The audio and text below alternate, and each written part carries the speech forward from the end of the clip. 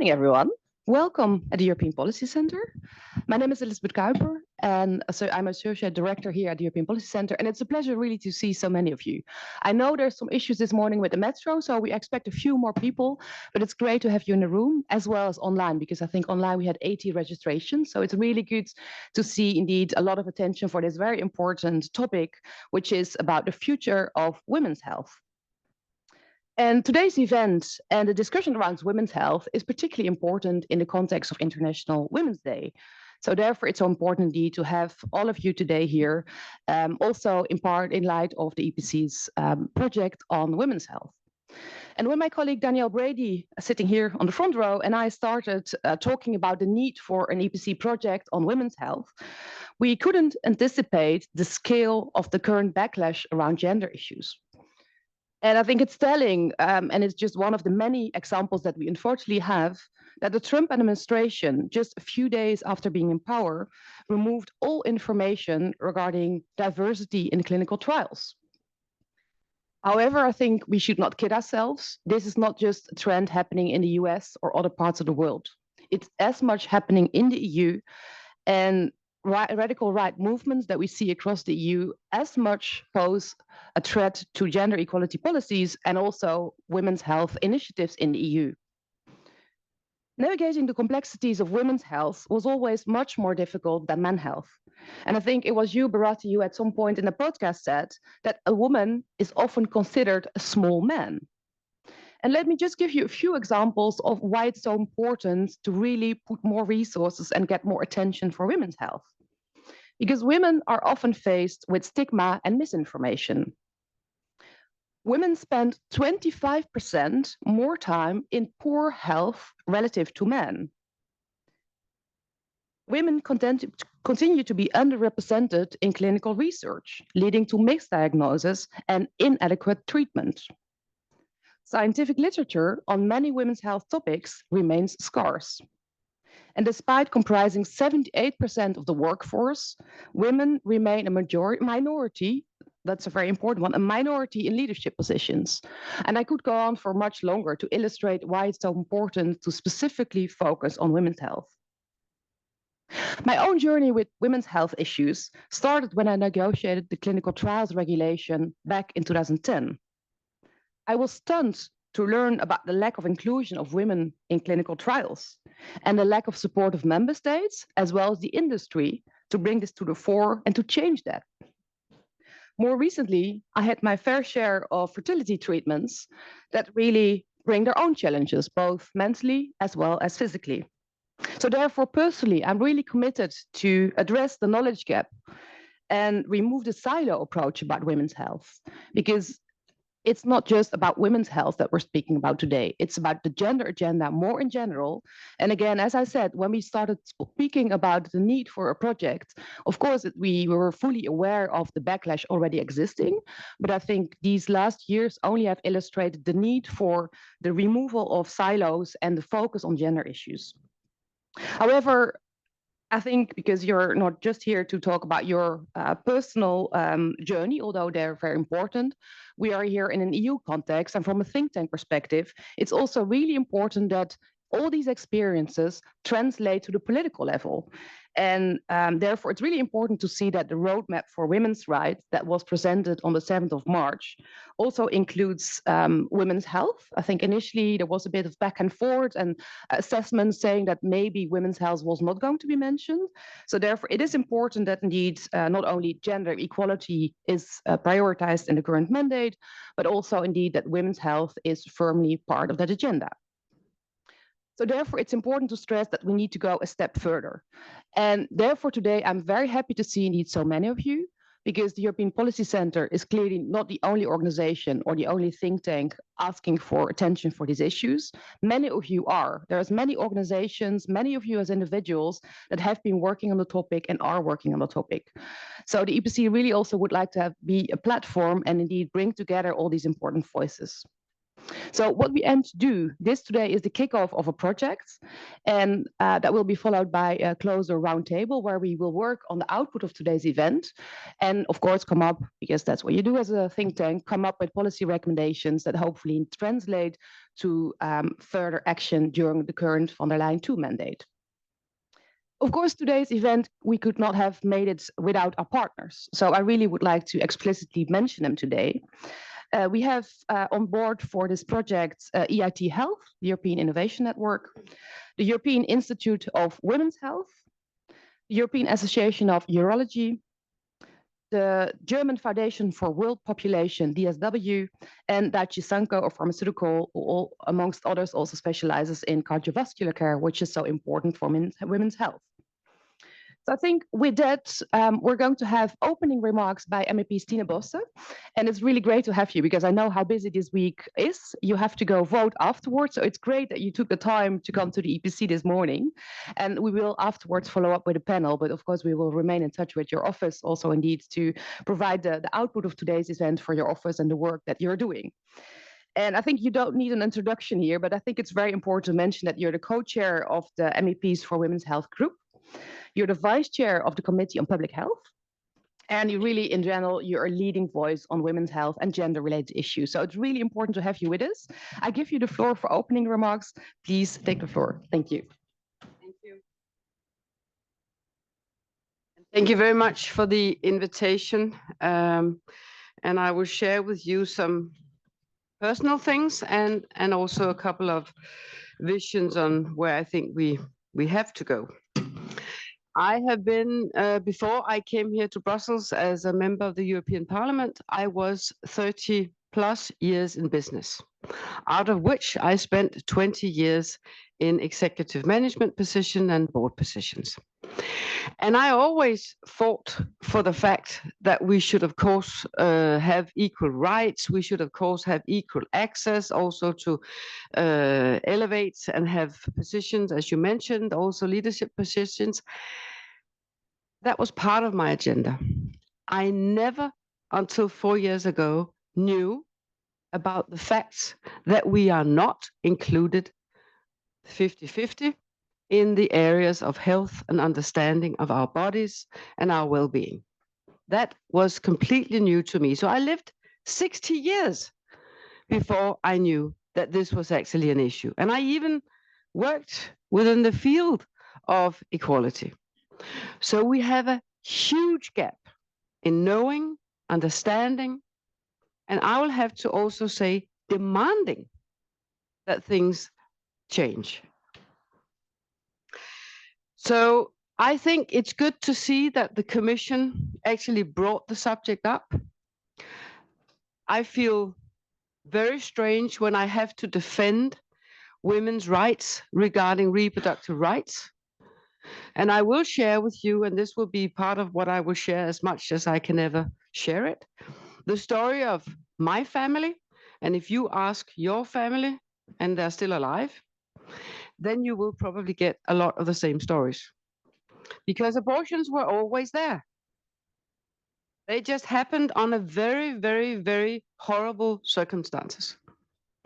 And we need to tell young women this, because it was always a fact that women got pregnant without really wanting to be pregnant.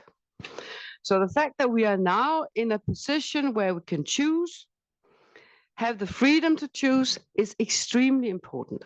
And I have to say, also for the men. So this will have to stay on the agenda, even though I had hoped and thought and imagined that this was done. I mean, my grandmother was born in 1908. She was one of the ones that told me her story about having an illegal abortion. Her sister the same, my own mother the same.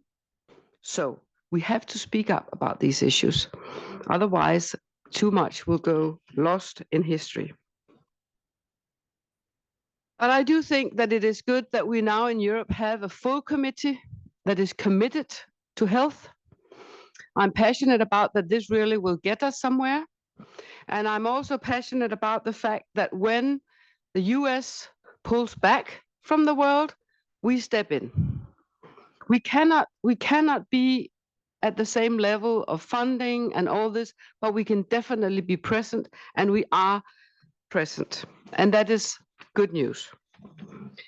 And news here is also, and I spent quite a lot of time and many years chairing an NGO in the West African countries, Plan, you might know it. And here we know, it's knowledge that's out there, that if you spend €1 or $1 in women's health in these countries, it comes back 3 times for society. So these things should not be forgotten, and we should, of course, focus in these areas. The knowledge around this has to come out there. And for me, I have to be very passionate about this. That has to be part of the education also of children in schools, that there are differences. Also regarding what kind of illnesses can you have and what are these illnesses. I did not know about endometriosis before my daughter had it. This is what, 5 years ago, 6 years ago, perhaps.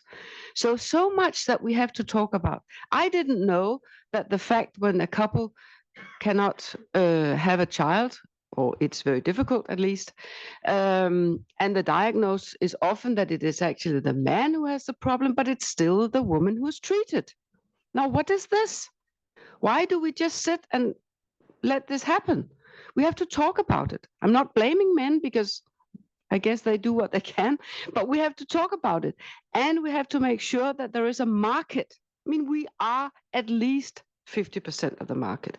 We have to demand this from the suppliers. We have to ask for this from research. And of course, at the end of the day, as lawmakers, we will have to think about other areas where we can actually also have some regulation that will steer this in a more balanced way.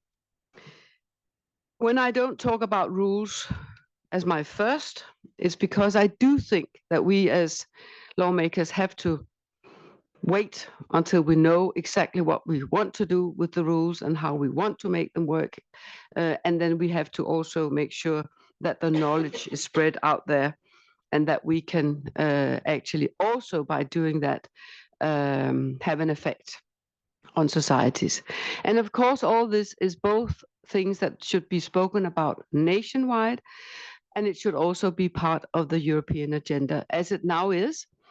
And we will, of course, have to do a lot to make sure it stays up also on our agenda. We have created an intergroup, and we will together, Tilly could not be here today, and that's unfortunate, because she's also very much into this area. And we share the same passion. We want this to stay up on the agenda. And I also want to make sure that, and this is a bit, let's say, it can sound a bit tricky, but it isn't. It's just important.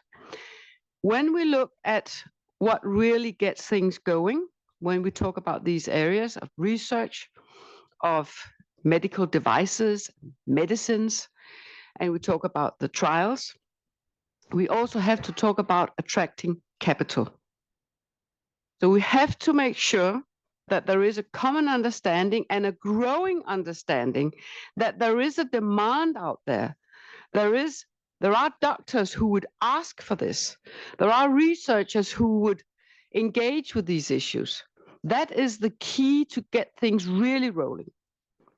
And here I will have to say also, it is so important that we get a lot of women into the STEM educations. That's doctors, that's chemists, that's civil engineers.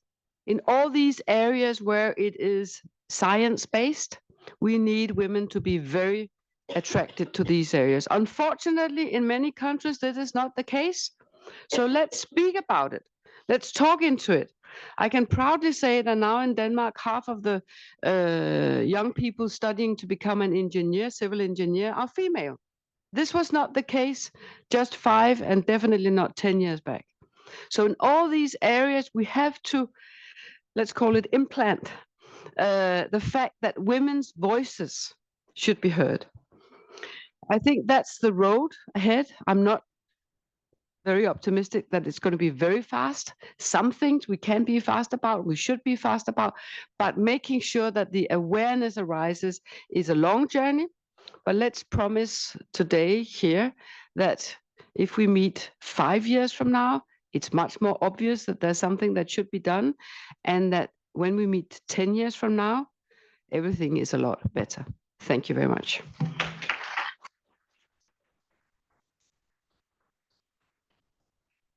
Thank you so much for that call for action, really, for sharing your personal experiences, but also indeed calling for change, because I really do hope indeed, because we're still at the start of the current mandate of the European Commission, that within 5 years, not just in the European Parliament, but also in the institutions, in the EU at member state level, we see that indeed we have been driving change and that it leads to concrete results. So many thanks again for being here today. I'm sure that on many of the issues you mentioned, we will build during the discussion, but as I said, we're very happy to be in touch with your office. So have a good rest of the day and good luck with the voting.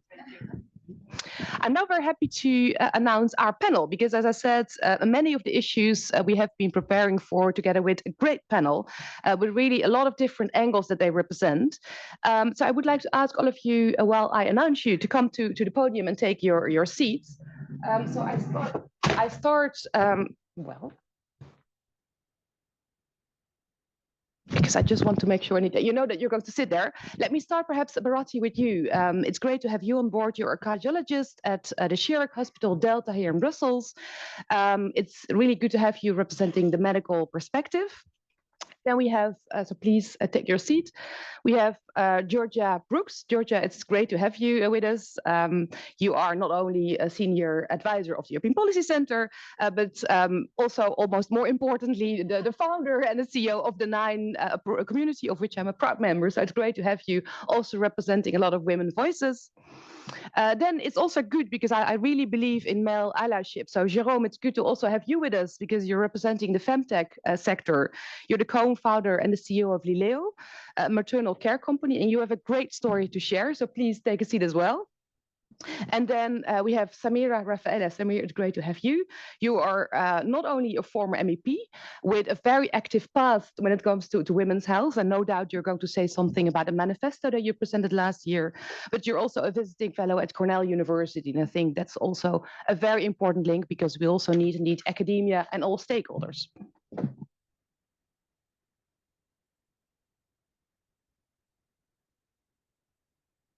As I said, does this work? Super. Because it is important to speak in your mics, because otherwise the colleagues online will not able to follow us. So just mentioning that here. Let me start indeed with a question that I'm going to ask to all of you, because all of you represent communities and have long experience yourself when it comes to women's health issues. So I would like to start with a question. What experience do you bring to the table, and what indeed has made that indeed that you focus on women's health, and what can you tell from the experience you bring to the table, and how does that make change? Perhaps there's 2 mics.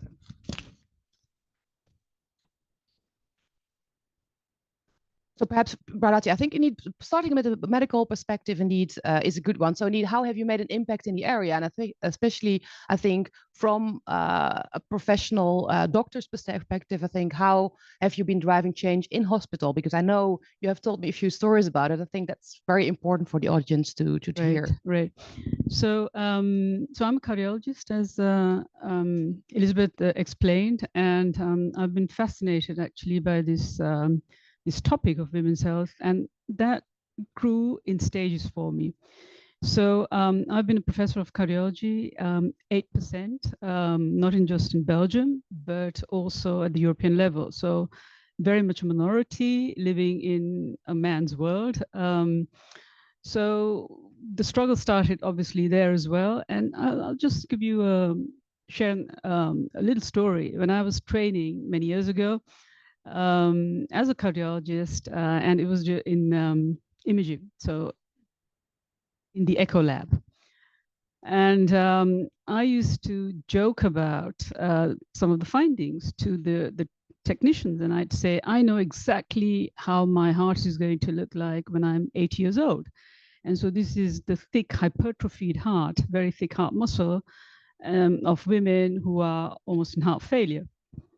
So it was just a comment I made about which I thought many, many years later as to why that was the case. And that's because women weren't being treated for hypertension, basically, or inadequately being treated, because the norms that were used to treat women were the same as that for a man. So women were being treated as if they're a small man, and in doing so, they were not being correctly treated. Hence the long journey to having thick hearts and finally the heart failure state. As I grew in my profession, I was again faced with a young woman who had rheumatoid arthritis, and as I understood later on, she also had a family history of cardiovascular disease.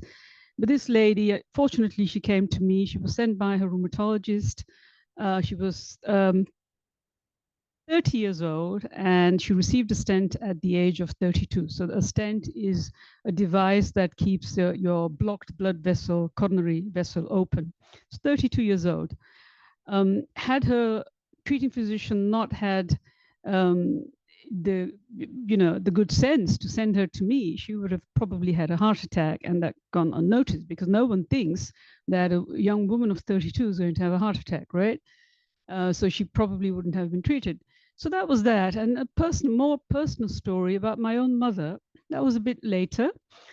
She was almost 62 years old, and she lived in London. So I grew up in London, actually, and came to Belgium just by chance and stayed here because it's so good here. She was going to travel somewhere, and she talked about being short of breath, going up and down the stairs. And I said, well, you better come to me before going on your travels. And she went back to London with a stent. In those days, I was working at the University of Antwerp. So, we're talking about different stages in women. 62 is not old, it's young. So, her complaint, she didn't have chest pain, which is like the classic symptom of heart attacks, shortness of breath.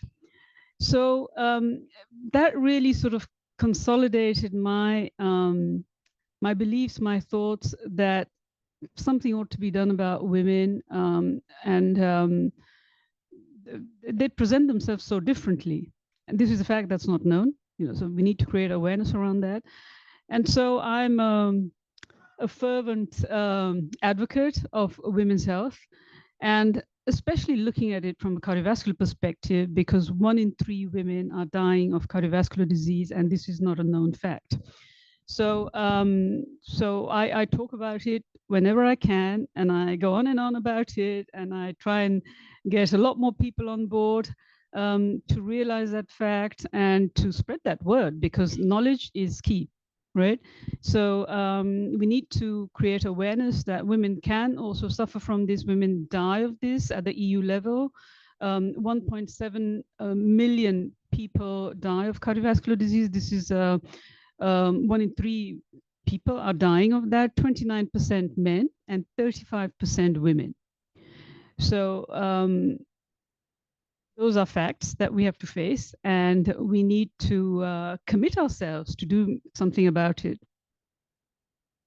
Thank you so much, Bharati. I think indeed that's a very good bridge to you, Georgia, because indeed you are the CEO of the 9, a female-first community where indeed, amongst others, you focus on women's health, but certainly also on broader gender issues. And I think therefore your perspective about sort of the stigma surrounding gender issues, including women's health, I think would be very interesting to share with the audience. Yes, indeed. When I was thinking about which word encapsulates my relationship to women's health, it was taboo. And everything that the 9 has done and is doing is about, breaking taboos, stigmas, as Elizabeth said, and stereotypes when it comes to all things female and gender equality. The biggest lesson that I have learned in the last 3 years of opening and running the 9 is that women just want to talk. We want to talk in a space that is safe, in a space that listens to us, and with people who understand what we are going through. And as we hear today, there are so many facts. I could throw facts at you on the gender health gap, on how many times women are going to live in debilitating health conditions compared to men. I mean, these numbers are enormous. And of course, when you dial it down then to the very personal level, these numbers, these facts are literally killing us.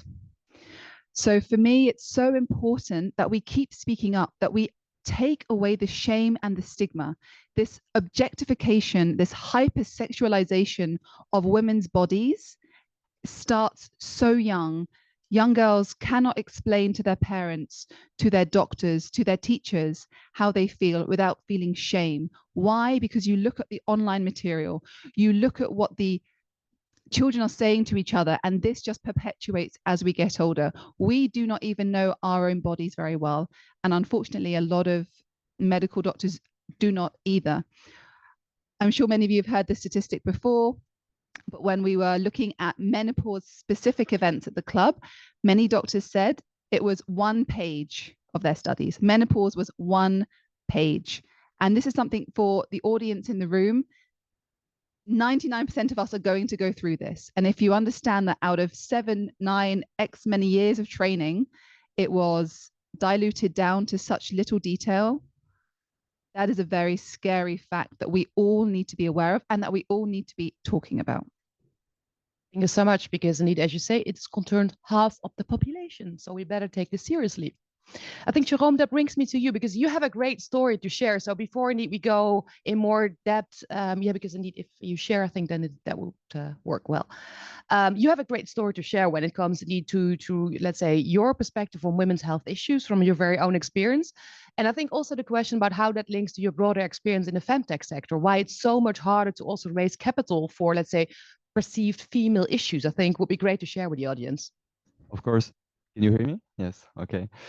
So I was first, I got in contact with this issue in women's health when my wife became a mother. So I witnessed the transformation of her body and what she was going through. And then also how technology was failing her. So after all that she's been going through, giving birth, the postpartum, then she wanted to pursue a breastfeeding and wanted to use a breast pump. And I was shocked by the state of the technology in the field. So that was really the starting point of the journey. I felt it wasn't fair that mothers would not be able to have that choice and having the tools to pursue the mother choices. And so we went on and we interviewed more than 80 mothers. And as a man, I thought that maybe they would not like to tell me their stories. And I thought these were like 15 minutes call, but they lasted for 45 minutes, 1 hour each. And that was really an eye-opening phase, I would say. I could hear stories that were really heartbreaking. And so that was really the starting point of the journey that we are on now. Thanks so much, Jerome. And indeed, I think that triggers also the question about the broader sector and also how innovation can drive women's health issues, because it's, of course, very much about awareness. It's about indeed breaking silos, but I think innovation and the skill of it is equally important. So I'm very interested in hearing your thoughts on that later. But Samira, I mean, you have been a trailblazer when it comes to gender issues in general, but including on gender health, women's health, because last year, I think it was in June, if I'm not mistaken, you launched the manifesto, Let's Talk About Our Bodies, a very important manifesto capturing a lot of points that we indeed have been addressing today. So can you indeed tell the audience a little bit about sort of the journey towards the manifesto and also what you think should come next? Yeah, thank you very much and for this invitation. Obviously, it is highly needed that we keep talking about it. My manifesto, Let's Talk About Our Bodies, says it all. I figured that we don't talk about it enough. It's too much in a space of shame. And what you get from it is that if you don't talk about it, then it seems that it doesn't exist. And that's very dangerous. That is a problem. That is a problem for our bodies. That is a problem for women in general. And how it all started for me was personally. I mean, by coincidence, I went for a totally other check. And by coincidence, I got confronted with having fibroids. And I honestly didn't really know what that meant. And, I went home and I was like, okay, let me look it up. And then I started to realize, that's I think also what my mother and my grandmother, and you start to think about these stories and then suddenly it resonates with you. And especially when it comes to women of color, so they have a significant high chance to get fibroids, but women in general have a lot of chance that they get fibroids. So I started to talk about it in my own space and with my friends and with women I knew. And, you know, I started to observe the responses, and everyone was like, oh yeah, I have it too. Or, oh yeah, I have an operation, a surgery, or very nonchalant, like as if, yeah, that just happens. And I was like, but why don't we know enough about it, and we should educate ourselves about it? And then I started to, you know, research the broader picture. So basically all the health issues related to the uterus, I say, the second heart of the women's body.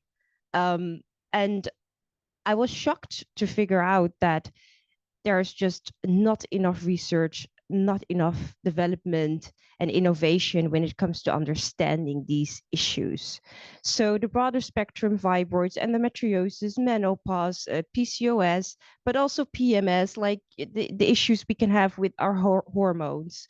And this is where I started to organize dialogues and expert dialogues with doctors, with experts, and also telling me, indeed, what Georgia says, telling me that, yeah, well, this was a huge part of our study. I mean, we didn't study that, let alone intersectionality, like the bringing in different perspectives and understandings of women's health. So when I was an MEP still, I decided to cooperate with different parties in Europe, also with the European Institute of Women's Health, but also with the European Public Health Alliance here in Europe, and DSW, so it's and Women Inc. in the Netherlands.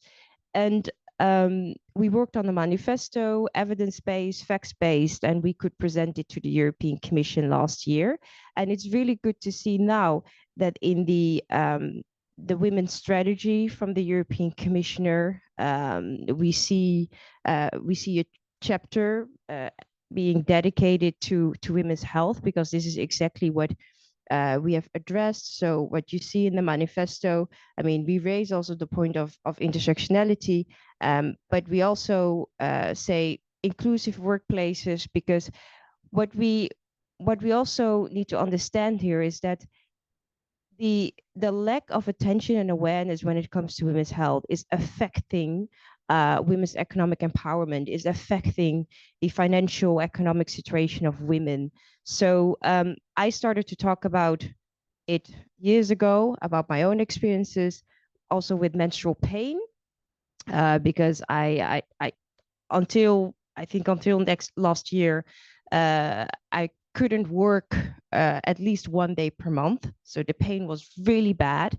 And when I started to talk about it, I got a lot of responses also from women, social media, via my email. And, these kind of experiences and not having the opportunity to talk about it affects women. And it will mean something for the participation in the workplace. It will mean something for your own development and opportunities you might get to, grow into a higher position in the organization. So my last point is that now within my new organization as an advisory board member within Rise and Lead in the Netherlands, Rise and Lead Women, I will speak to companies, the corporate world mainly, to address this issue of women's health. So we are advocating within Rise and Lead Women to have these conversations. We speak to the leadership to encourage them to speak with female employees and to create a safe space for women and female employees to speak about it. Thanks so much, Samira. I think it's so important, because even though we're living in the 21st century and everything that our grandmothers and our mothers have been fighting for in the 60s, it's still a taboo. And I know it from my own experience. When you start opening up about fertility treatments and all, then people say like, oh, but we have been issues conceiving. So the sort of idea that everything just goes and there's no issues at all. And as you say, it's menstruation, it's there's so many issues that we don't talk about. So the simple fact of talking, I think, is just a very important starting point. And I think it's also what MEP Bosse said. And indeed, translating that indeed to academia, to the political level, eventually, what you also have been doing with the manifesto is very important. But I think, Bharati, it brings me back to you, because you would think that given indeed women make up half of the population, that in the curricula, in education of future doctors, this is a really important point. But I remember 3 years ago when in London, I was chairing a panel on women's health. There were a few gynecologists, I think these were men in their 50s. They came to me afterwards and said, well, this is an eye opener for me. I've never thought about this. And I felt like, well, what have you been doing in your education then? So why is it so difficult? Is it the lack of data? What is it? Well, you know, when you go back in time, when science was being created, studies were being done, drugs were being produced, all this was actually created by men for men. Women have traditionally, historically, never been part of clinical trials. So, you know, the disturbing part was obviously the hormones, you know, the menstrual cycle and the hormonal part, which didn't give the sort of produce the data that was expected, and it disturbed the data actually. There were outliers, you know, and so it was best to exclude women, also to make sure that you would get better quality data, so-called better quality data. That's been sort of the standard, right? And I think also in the 60s, when you had the you know, the crisis, the scare caused by thalidomide, when all these misformed children were born, that was again another event that drew inclusion of women from clinical trials away from well, inclusion of women from clinical trials was really something that shouldn't happen. That was again another piece of evidence, as it were. So, you know, all the textbooks that we learned from, quite everything, except for the sexual health part, there's nothing about women's health separately. So, you know, there are differences in men and women from the womb to the tomb. This is something that we have to all remember. And these differences are because of the hormones. They are something that make us different, basically. And at every level, every organ, women are different to men. Women do react differently to diseases. They present the symptoms differently. They react to medications differently. So this is a fact that we need to remember. And this is simply not, we don't study about it in textbooks, right? So that's been basically the reason, except for, you know, fertility-related issues or gynecologic issues. There's not very much in medical textbooks that separates men from women. And, you know, cardiovascular disease is one blatant example, as it were. You know, worldwide, there are 4 million women dying annually of heart problems. And this is something that is not known for a start. So creating awareness is really important, and it is not studied properly. So we also don't know why that is happening. I think, Jerome, that brings me to you, because I think a world that is known as almost being designed for and by men is the tech world. And indeed, over the years, I think I've heard testimonies from both men and women working in the femtech sector saying that, well, it's so hard to make the case. If you make the average case for a new tech project, everyone is in. If you make the case for a new sort of femtech, female product, women's health, people get skeptical because that's just a nice, nice to have add-on. So yeah, it's a niche. There's not enough data. So can you tell us a bit more? So when you started from your own experience, how was that journey going in the femtech world, and how hard was it to raise capital for these issues? So we face two kind of issues. The first, indeed, is finding academic and scientists, so engineers in the academic world to work with us. they weren't too interested into the field. So that was a first hurdle. And then indeed, when raising capital, well, we quickly felt that it was easier to raise funds to finance an innovative bike rather than a device for women health. And there we had two kind of experiences. I think the first one was meeting typically gray hair male investors who are very far away from women health issues, and so they don't have a connection. And it's not even that they are willing. There is no interest into funding this. They don't feel excited about the topic. And then some of them would indeed downplay the problem, or say, well, there is already a solution. It already exists in the market. And so those and indeed the representation is key. I remember pitching in front of a jury of 15 persons to join an accelerator, a tech accelerator, and there were only one woman. She was nodding to everything I was saying. She got it. But the 14 months, nothing. And so the feedback, maybe our pitch was bad, but the feedback that we got is that the audience could not be drawn to the problem that we were solving. But then there's hope because we found investors. And those investors are, a quarter of our investors are women. So it's still 3/4 men. But those men, what they did is they called the daughters, they called the sisters and the friends to get the stories. And so there are people out there that are curious and try to understand what happens. And so those persons are investing in the field. Yes. That's so typical that the audience is the problem, not the innovation. So I think, again, that brings me to your point, Samira, about also the importance of increasing societal awareness. So from your perspective, what do you say is apart from talking about things, what can we do more? What do we need to do more? Well, it starts absolutely with empowering women to dare to talk about it and to start sharing it.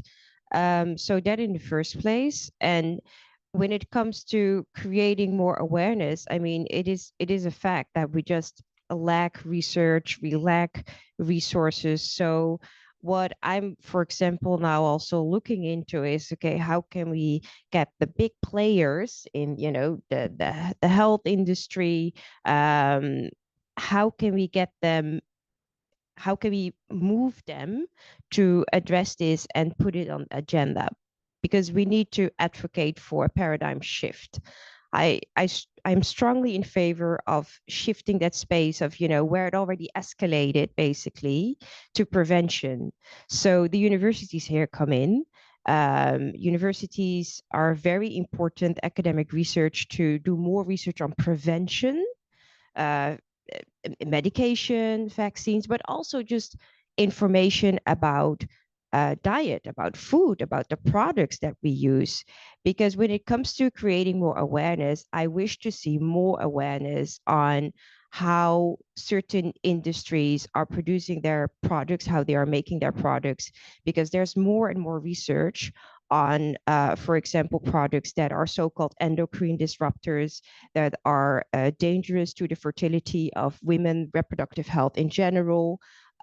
So we need to look into that. And when it comes to food, for example, this is also the reason why, one of the reasons why I don't go through a lot of pain anymore. The importance of anti-inflammatory diet, the importance of taking care of your body in a way that can, you know, where you have less pain, so that you have less pain. So we need more education also for women. So how does our bodies work and how does it respond also to the daily products that we use and that we even eat? So this is absolutely a campaign that I think is highly needed among the industries that are making such products. And then lastly, I mean, if if they don't do it for us, then we need to see in a way with all the organizations that are addressing this, and then we need to see in a way if we can create a forum and coalitions and partnerships to keep advocating for women's health in the decision making space, lawmaking, yes, policy making, yes, universities, the academic environment, yes, the tech side. So my last point would be on the tech side. This is where I see a specific role for tech companies to create more awareness. So through technology, for example, applications and innovation, we can create more awareness. I mean, everyone has a phone nowadays. So I know that some of the tech companies in the world are already anticipating on it by creating applications where you can learn more about specific health issues, also gender related. And I think technology comes in here. The tech companies can think about how they can facilitate women in getting more knowledge. Yeah. Absolutely. And I think it needs, Georgia, I think on prevention and also the importance of food and a healthy lifestyle, I think the Nine has done a lot as well. But I think I also wanted to bring the discussion to the global level, because I think also some of our partners, including DSW, also indeed is working on women's health on a global level, where yet again, the problem perhaps is even more complex, also bringing in different cultures. And I know that you have been working on a few initiatives in the Middle East, for example, with your FemPower initiative. So can you share your experience? And apart from the fact that, again, there's perhaps even more challenges, but what can we learn from your work there, also from an EU perspective? Oh, that's a big question, because I often say West is not always best. So growing up half English, half Egyptian in North America is a very interesting position to be in. And I'm so glad you asked me about culture and context, because I think at a global level, what we sometimes forget is that women's health, and particularly menstruation, globally is seen as impure, unclean in so many religious contexts. And whether we like it or not, this is how our world has evolved and has grown, and we are part of that culture, whether or not we are faith-based or not. So firstly, recognizing this is extremely important, that if you are starting from a young age thinking as a young girl you are unclean, dirty, impure, and therefore bad, that sets a very dangerous precedent. And of course, in the Middle East, I existed and I worked in very different contexts where you are in communities where they have no access to healthcare. One of the clinics that the FemPower initiative actually set up was in El Marg, in I don't want to say slum, but essentially a slum in Cairo, with a population of 10 million people. 10 million, this is almost the size of Belgium, no hospital. And the clinic that we set up was in a building without running water. We had farmyard animals at the steps.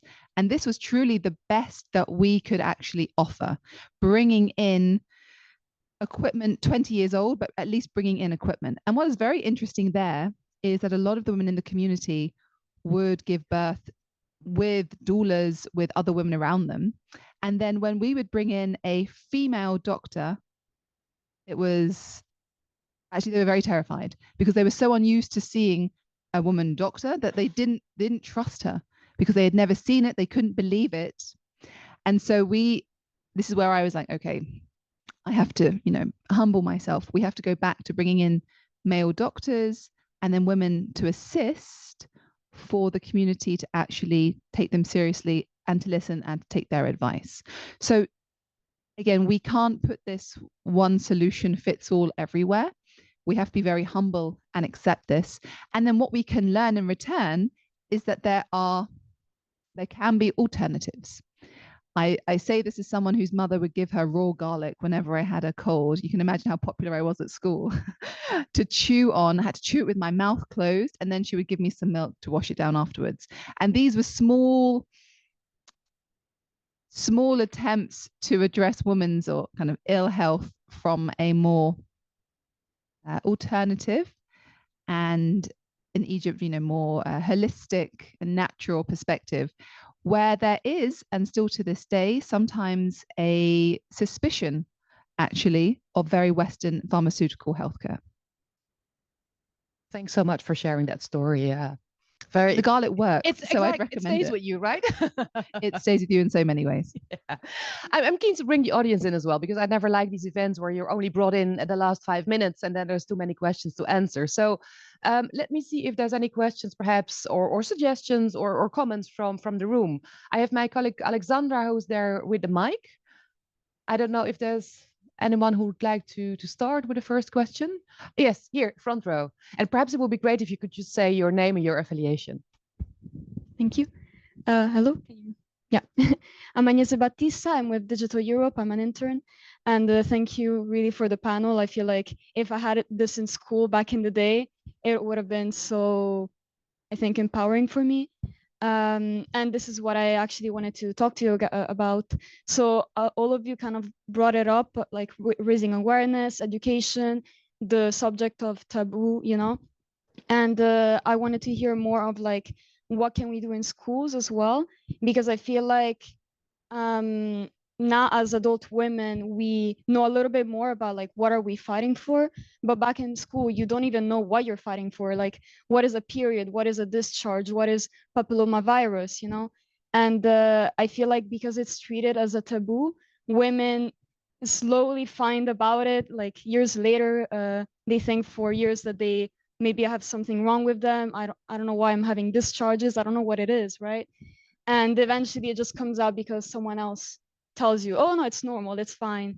So I wanted to know, what do you think could be done in schools, and how do you involve also men in it? Because men, of course, treated as, I would say, like generally from my personal experience, treated as like, oh, I don't want to, like, it's not my, it's not my body, like I don't really care.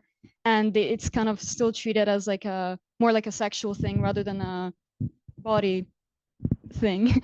So yeah, thank you. I wanted to hear about that. Yeah. So thank you for that question, because this is where it starts, right? We have to start educating very young. So actually, I'd like to start with an example that's happening actually in UK, and it's been very successful on menstruation. And they've been really educating kids and PMS, and why girls are absent from school, and how they suffer, and so on. And so this has been a huge success. So both boys and girls get information about it.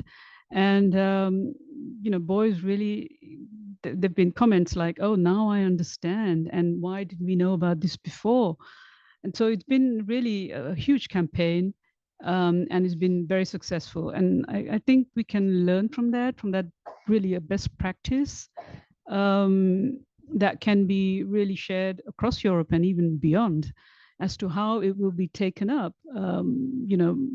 beyond Europe. I'm not quite sure, because, I'd also like to add something to what you said about the experiences in the world beyond Europe.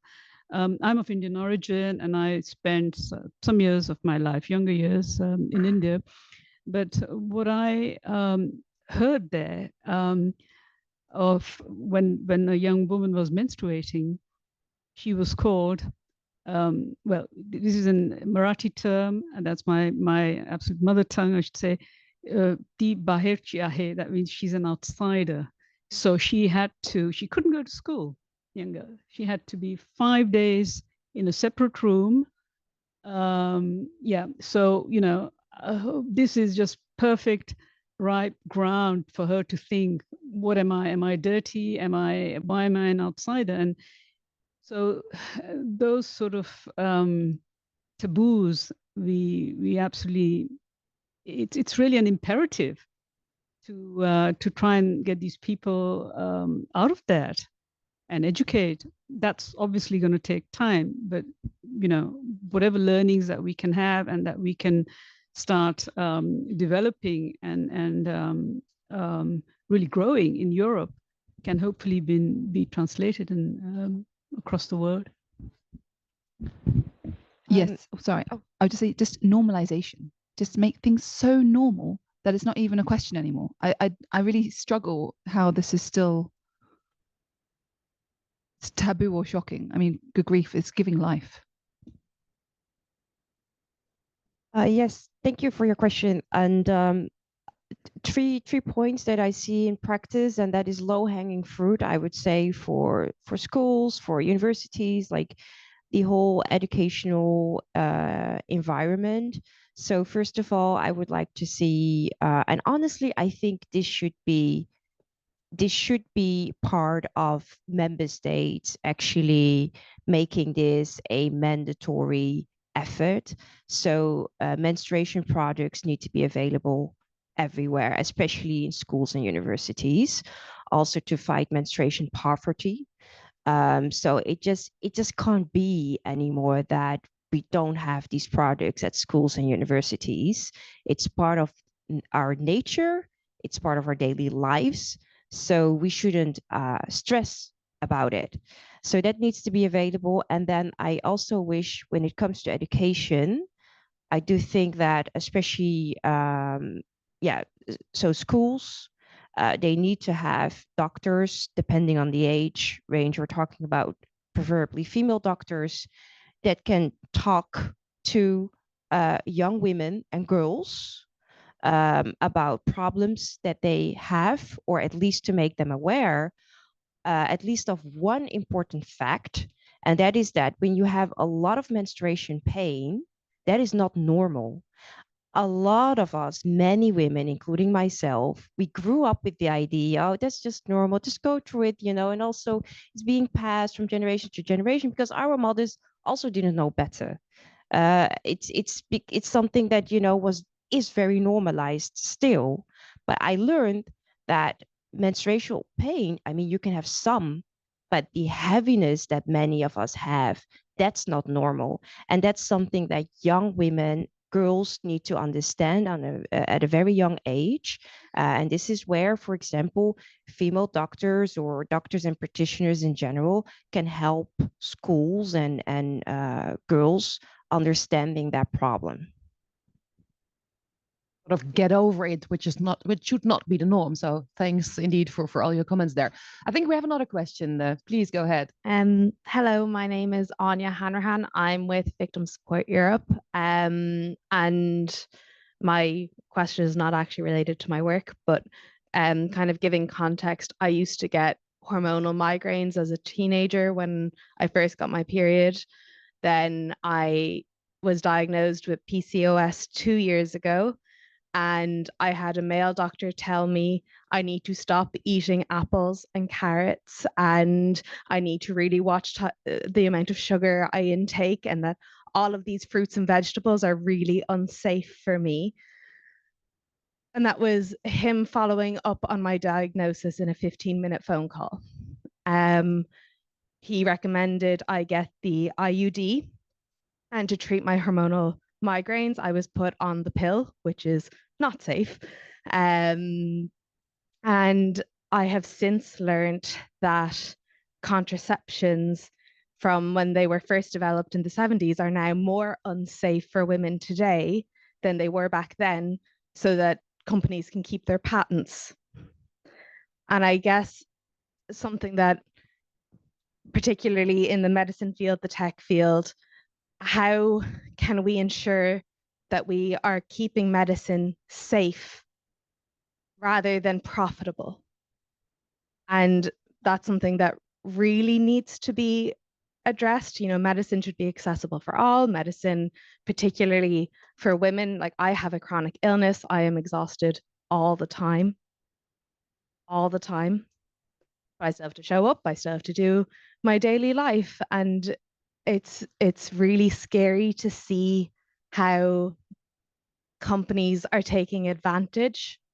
And even, like, I'm sure many of us saw, there was a German company a few years ago who created pink gloves for women to change their menstrual products, like all of these ridiculous things to perpetuate that we're dirty in some way. And I guess I would love to hear from your experience, particularly around the tech side of things, with the medical focus rather than the profit focus.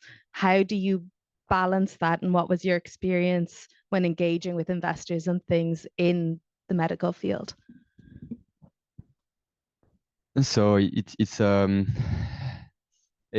evidence-based innovation is a real topic, and so our experience is, well, when we started working on the project, we started talking with health professionals, and we started reviewing literature. Literature was scarce or shallow. There were no data, and sometimes we knew more about the breast pumps than health professionals, because we just spent more time. We had the time to spend on it. And so when talking to investors, at least in our field, they expect some maturity in the project before investing. And so the research phase, I mean, it has to be a public policy. And so it's hard to go to the investors with a guess of what we can do without data backing it. And so there needs to be a first phase of funding. And so for us, what we did, we could not find that funding. So we found, obvious things that we could solve. And we prepared the technology so that when we have our own data, we can start on building evidence-based claims. And so we had to do it in phases. And so I think that's what we are doing. We need the data and we need the funding. The data, we don't have it now, so we built in the technology so we can collect it. And the funding we will get only once we are in the market. Yeah, and so that's our approach. But I don't know if it's applicable in all fields. Yeah. We'll come back to the other. Oh, I see one question. Then because I have a few other questions. But please go ahead. Hello, my name's Dr. Dakshana Gamonpilla, and I've been working in women's health in the field, in outreach work for 25 years, starting in London with a network called the Frida Network. And it was interesting, the point you made about education. So last week I spent time in the UK talking to young women in universities about women's health and doing really grassroots research. And back here in Belgium, I'm running women's health programs, and it isn't necessarily glamorous high-level work, but the buy-in and the stories that are being told and shared, and the relief and the release. I think you said about creating a safe space, Georgia. That's absolutely what it's like, and it's been very interesting working with men and women and having those allies and hearing from each other what women go through and how that's opened eyes throughout the different sectors. And I think that's the point, that we have to have several pronged approaches to this on different levels, and the grassroots work is really significant as well. And I wondered what your opinion was about those small grassroots approaches. Yes, actually, I just wanted to jump back onto the tech point, but I can talk about grassroots because I don't know if any of you have seen about Neko Health in the UK. So these are AI-driven machines from the founders of Spotify for £299, full hour of tests and scans and checks. The idea being that we should make it more accessible. Now, the question is £300 per session accessible or not? But it's been so popular. I've been on the waiting list for months to try and do this. It's so successful in Stockholm. I'm seeing they're trying to roll this out. The demand there is so great. And the idea is that you cut through, especially in the UK, the months, if not years, of referral times to see specializations. And I think if this is where the future of tech is going, this is groundbreaking for women, that essentially in 1 hour of your time, you could list it as concerns, what could happen, and also how you can prevent them. So if you're not following this, I would follow it quite closely and then try and get yourself on a waiting list if they come back into Europe. Thanks, Fred, and also for indeed these remarks about the grassroots level, because I think that's what my next questions would be about, because of course it's very important to have indeed the grassroots activities and awareness, as we discussed before, but of course from a think tank perspective, the European level and also how we translate all of this into policy making is equally important. And now health always has been a special animal when it comes to policy making, because this month it's 5 years ago that collectively we went into lockdown and we realized how important health is. But then you often see when then the worst of these health crises fade, the sense of urgency also diminishes. And if you then want to raise awareness about health in general, people will bring up the fact that healthcare systems are so different in form and shape, let alone women's health, to which perhaps the skeptics would say, well, that's a niche topic. Sorry, we have a sort of a roadmap is okay, but that's about it. Whereas I think that it needs much more systematically, if you think about what the EU could and should do when it comes to the big research programs, we're also with a little apprehension, I'm seeing how perhaps we will go into defense and security spending, and perhaps for that reason merge existing funds and perhaps do not, sufficient work on health research, including women's health, but also the developments that we see indeed in the parliament, with now also a public consultation going on. These are all good starts, but as the MEP said, and I think as all of you said, we need to see this in a more structural way, ideally within the current mandate. So what would be your recommendations? What is still missing to address women's health in a more structural way at EU level? I think the start would be to have a women's health strategy. So we're seeing this already in Ireland and in Austria, in England, and also in Scotland, I believe. So that's going to be a start, obviously. And we need to involve really all European countries in that, and that it should be mandatory, that there should be certain agreements in place. And obviously there should also be support. There should be resources and fundings made available through, there are programs like EU for Health and Horizon Europe. So there should be dedicated funding for women's health, women's research. I think it's also going to be important to get the industry on board, the pharma industry.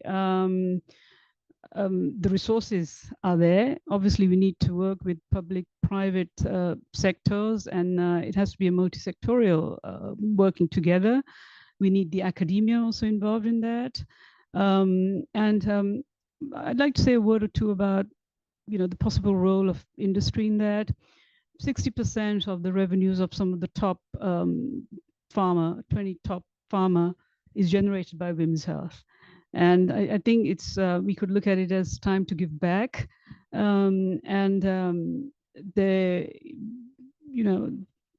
this could go this could move forward in the sense of having more inclusive clinical trials. And obviously this is an interplay, right? Industry and then other regulatory authorities, regulatory bodies like the EMA and the NIH and the FDA, that there are certain regulations that will be in place of those inclusive clinical trials where not just women, but there should be ethnicity that should be taken into account, and also age.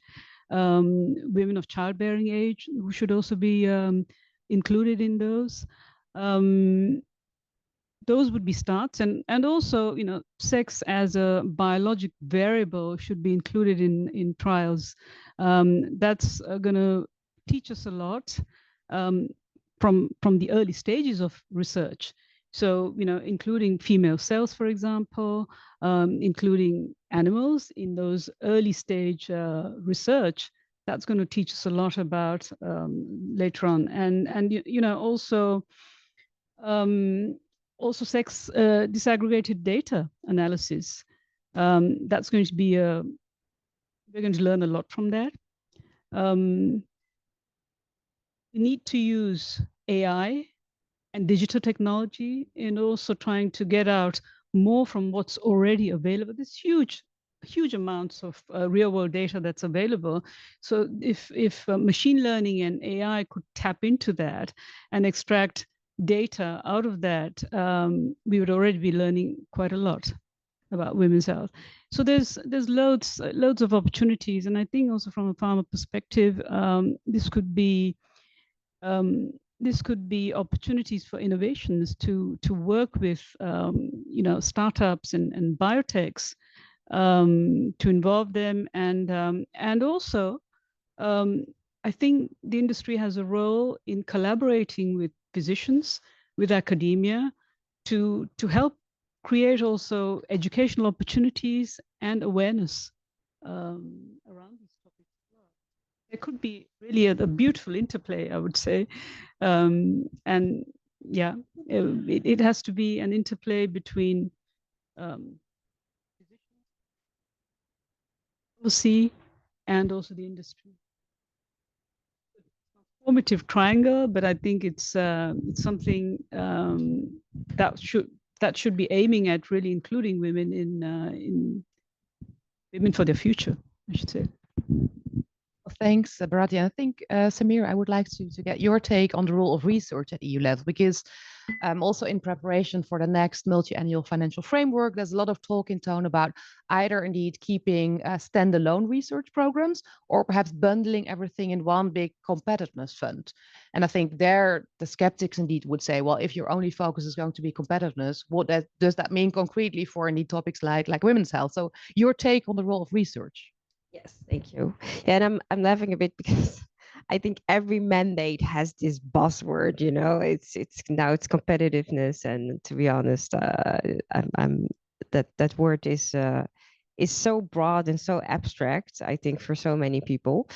And this is the problem with women's health. So it's either seen as a niche, or it's seen as, oh, let's do something extra, you know, for women's health. And it needs to be a main priority. So it needs to be a standalone topic, actually a standalone competence even, that member states work on and put into practice. So I'd say the first action points, I believe, on the EU level is talk to the industries, together with academia.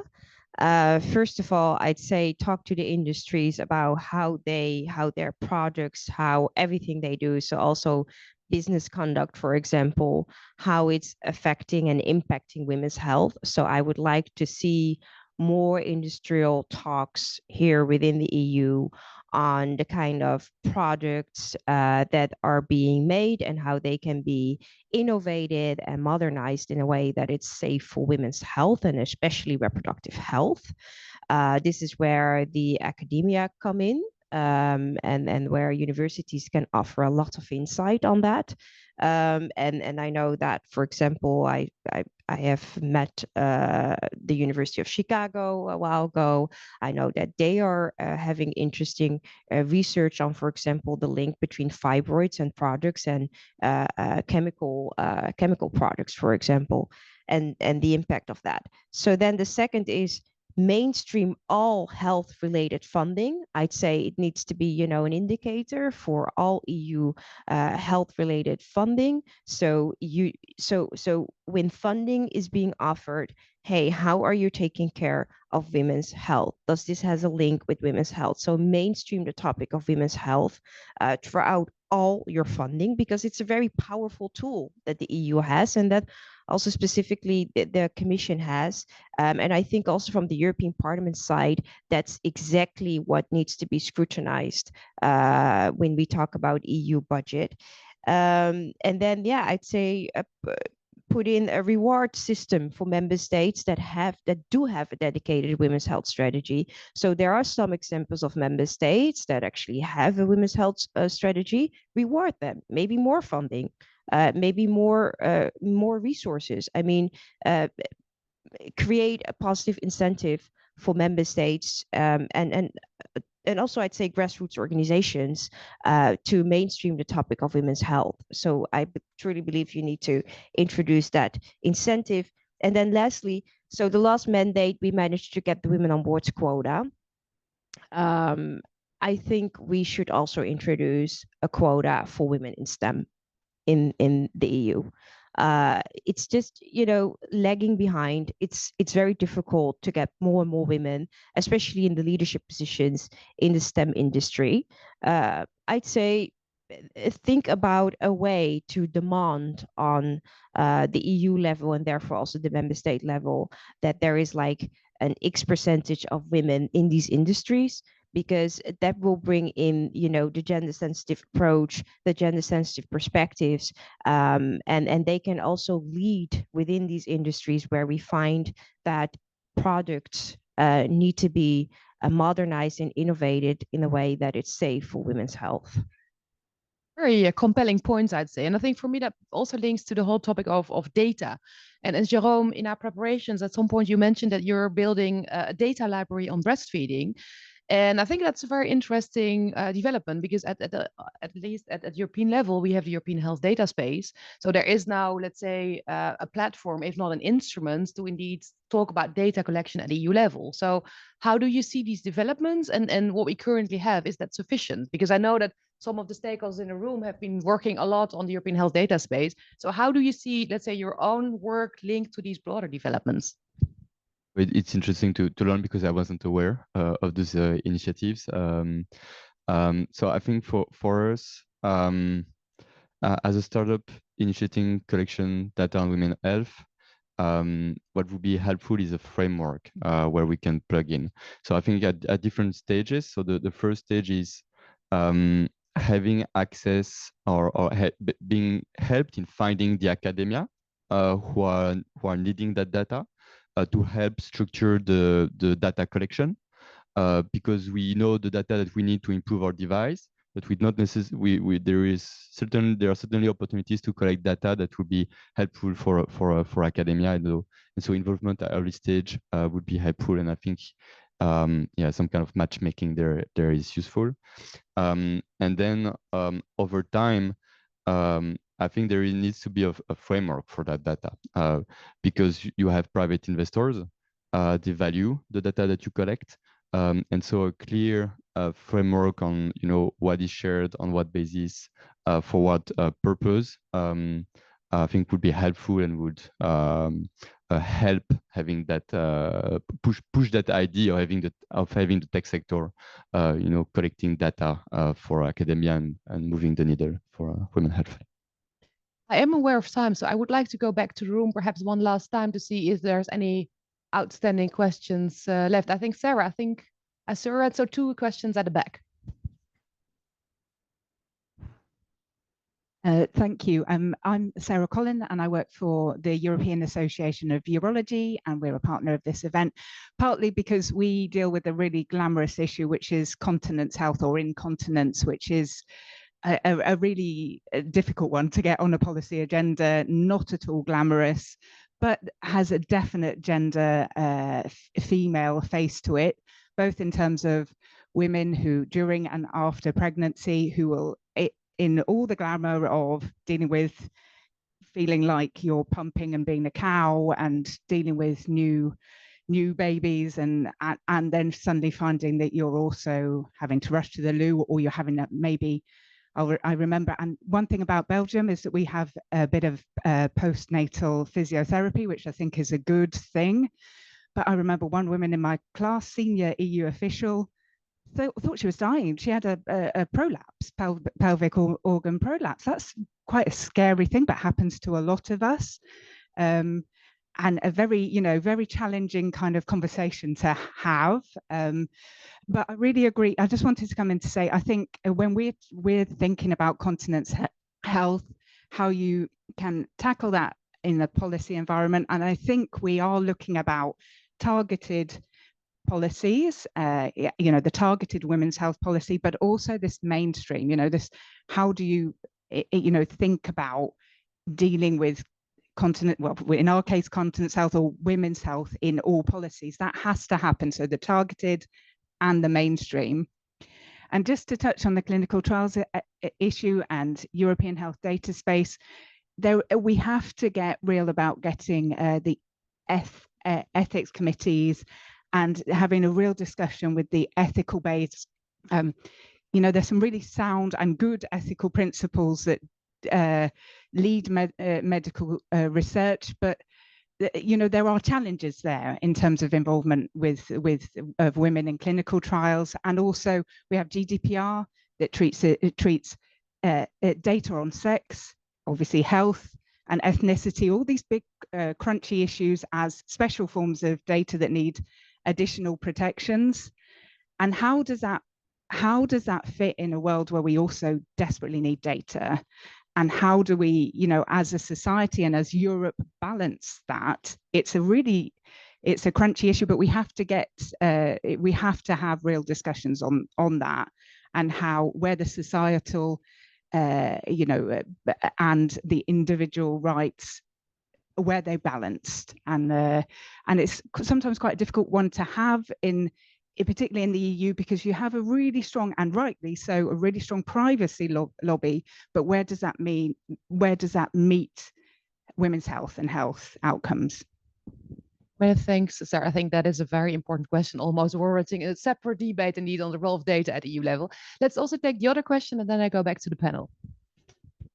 Thank you. My name is Alberto. I'm from DGA Group. We're a public affairs consultancy that work within the healthcare sector. First of all, I want to thank all of you for this important discussion. And I want to ask all of you, but Jerome, you mentioned about this sort of lack of interest and lack of understanding within the private sector, within tech firms, in femtech products and overall understanding of women's health. How do we solve this, for lack of a better word? How do we get the private sector interested in these issues and actually getting them to understand, but also to be willing to fund these investments? Thank you. Well, many thanks for these questions. I am aware that we're approaching the end of this event, so I would like to ask all of you, perhaps if you want to indeed come in on these questions, or any remark that you still wanted to make before we end, because again, there will be follow-up. We will have an in-depth roundtable, so there will be plenty of more room for discussion. But I see indeed that some of you would like to come in. So please indeed use your last remarks as well for your final thoughts, perhaps. Jerome, starting with you. Okay, so I think the key is increased representation of women in the investment industries. So I think that's the key, and we need success stories in femtech. So those entrepreneurs become business angels, and those persons are keen on investing in women's health. So I think that comes in phases. Yes. Yeah, just maybe a brief bit of information sharing here. So recently there's more and more data that's coming out, publications by the World Economic Forum, with McKinsey, Deloitte, and also an organization called WHAM, Women Health Access Matters, that's located in the US, where they talk about the return on investment of what investing in women's health is going to bring. So I'm sure some of you have read the paper that was published last year, where it is estimated that by investing in women's health now, by simply doubling the investments right now, it is expected that it would deliver $1 trillion contribution to the global GDP by 2040, because women are such an important workforce. So, that in itself, I think, says a lot. And people have to realize that, those benefits are not going to be near term, but that you have to have long-term outlook and perspectives in investing in that. But the fact remains that this is going to deliver, I think, in time. Last point, and to pick up a couple of the comments that we've had in terms of investment, in terms of profitability when it comes to women's health. Any sort of framework, any discussion that we're having at an EU-wide level where we are bringing in diverse stakeholders and voices, I think has to include grassroots organizations. I think we also have to be humble enough that not everyone is going to know everything all the time. And there is a lot that we can also learn from more holistic approaches. I say this as someone with an autoimmune condition that I have successfully managed both with levothyroxine and with a functional health practitioner whom I see regularly. And I think that there isn't this, you have to have one or the other. You can combine both. Everyone is different, and everyone's, I think, treatments can and should be different. When they're looking at investment, I'm actually shocked that there isn't more available for women, because we are 80-90% of global purchasing power in the world. There is such a lack of resources for us. And when you look especially here, the world of supplements, I think in the world of complementary healthcare is burgeoning. And there is a danger there because, you know, such little research and data, there's a huge problem. We talk about this a lot at the 9 in terms of supplements. But at the same time, if you were looking at this from a more mercenary point of view, that is a huge opportunity too. So I think if we can combine both forces for good, it would be great. So the power of the EU is leverage, right? We have 27 member states. I'd say the low hanging fruit here is that the European Commission can basically identify 27 universities already now in each member state, one university, give them loads of money to start researching on it, on the topic of women's health, give them resources to put effort in it. I speak to a lot of academia, of course, and to a lot of researchers. And the main complaint is that we just don't have enough resources, right? We often, they can do small scale projects, but it's very hard to dedicate themselves to it. So identify 27 universities, give them loads of money, and you have 27 universities that can work on the topic of women's health, that can produce data, and that can produce knowledge. Like, there needs to be a pragmatic approach, I'd say, also now to get that data and use the leverage of the EU and all the knowledge and expertise that we have in the EU to first work on that. One brief last remark for you, Bharati. Absolutely, just very briefly. No, I think it's very important. We've talked about sort of the major players in this field, academia, industry, policymakers, but what we also shouldn't forget is some of the NGOs that are on the scene since many years, to mention EIWH, European Institute of Women's Health, that has been on the scene for decades doing some amazing work. And really the work of advocacy and education as well. So these institutions should also be receiving support from such EU financing, I think, too. That was it. Well, many thanks. I felt that we only sort of, scratched the tip of the iceberg and that we could have gone for much longer. You probably had much more questions, but I think that is important because it shows how important the topic is.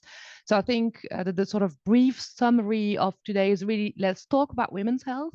Let's ensure to use the leverage that the EU has and ensure that indeed in this mandate, within 5 years, all of this indeed is translated to the political agenda. So with that, I really would like to thank all our speakers, Bharati, Georgia, Jerome, and Samira. It was great to have you. Really, we would like to see you back also for the next round of discussions because it will lead to solid policy recommendations, I'm sure. So many thanks to all of you. I also, again, would like to thank our partners, Derycke, DSW, the European Association of Urology, the European Institute of Women's Health. I know that Peggy McGuire is online. Peggy, you've always been my inspiration when it comes to the inclusion of women in clinical trials. I think 15 years ago when I heard you speak. So I want to acknowledge you also being online with us, and EIT Health, the European Institute for Innovation.